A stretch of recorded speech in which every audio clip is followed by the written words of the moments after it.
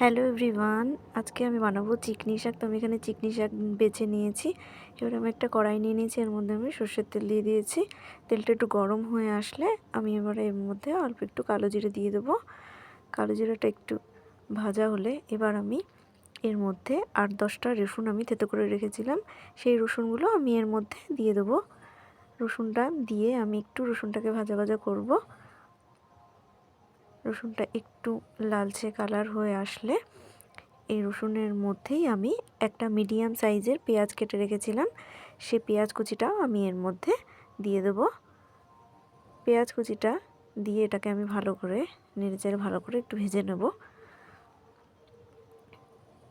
পেঁয়াজটা একটু ভাজা ভাজা হয়ে আসলে এবার আমি এর মধ্যে 4টে কাঁচা লঙ্কা কেটে রেখেছিলাম, সেটাও আমি এর মধ্যে দিয়ে দেবো। এবার আমি পেঁয়াজ আর কাঁচা লঙ্কাটা একটু ভালোভাবে ভেজে নেব।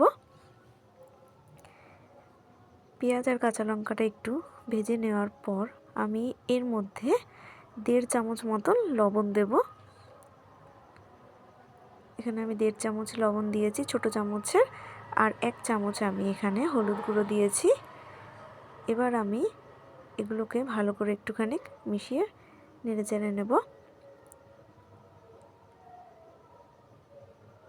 পেঁয়াজটা একটু ভালো ভাজা ভাজা হয়ে এসেছে। এবার আমি এর মধ্যে চিকনি শাকটা কেটে রেখেছিলাম, সেটা আমি এর মধ্যে দিয়ে দেবো। চিকনি শাকটা দিয়ে আমি এটাকে একটু ভালো করে একটু নেড়ে চেড়ে মিশিয়ে নেব। চিকনি শাকে আমি এখানে কোনো জল ব্যবহার করিনি, চিকনি শাকে খুব একটা জলের প্রয়োজন হয় না, সেই জন্য তো শাকটা খুব তাড়াতাড়ি ভাজা ভাজা হয়ে এসছে। এবার আমি শাকটাকে এইভাবে একদম নিভা নিভা আজে আমি এটাকে ভাজবো। তো চিকনি শাকের মধ্যে এবার আমি অল্প একটু চিনি দিয়ে দেবো। চিনি দিয়ে আমি এটাকে একটু নাড়িয়ে চাড়িয়ে মিশিয়ে নেবো চিনিটা। এভাবে আমি চিকনি শাকটাকে ভেজে নেব। তো দেখুন চিকনি শাকে একটু জলের প্রয়োজন হয়নি, আর আমি এখানে জল ব্যবহারও করিনি। তো খুব সুন্দর শাকটা গলে যায় তাড়াতাড়ি, আর রান্না করতেও এটা খুব তাড়াতাড়ি হয়ে যায়। তো আমাদের চিকনি শাকটা প্রায় একদমই রেডি হয়ে এসছে।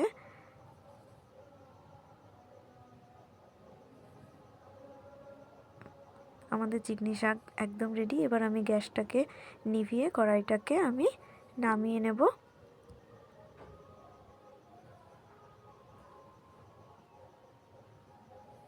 দেখুন কত সুন্দর আমাদের চিকনি শাক একদম গলে গেছে। তো এবার আমি এটাকে নামিয়ে নেব। এবার আমি একটা প্লেটে চিকনি শাকটা তুলে নিয়েছি। তো চিকনি শাকটা রান্না করতে একদম অল্প সময় লাগে, আর খেতেও অন্য রকমের লাগে।